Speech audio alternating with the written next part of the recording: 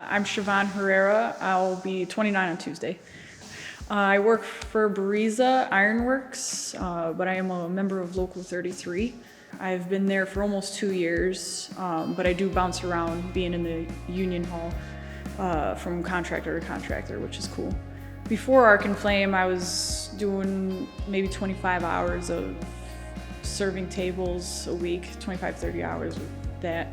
The most valuable thing that I've learned was probably the terminology, the bookwork part of it. It helps me recognize a problem that I might have, and I can use the terminology to better identify my issues that I'm having while welding. My most proud or favorite job that I've done so far is Mount Hope Cemetery.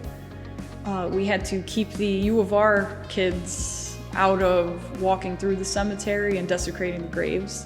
We put in iron rot fencing that we had to weld up and figure out how to hang on existing diamond cage fencing, and just thinking outside the box and welding that up was a task, and it was very rewarding when we were done.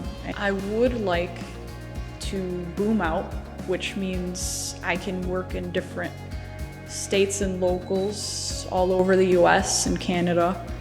I would like to travel and work and learn new things and see new places.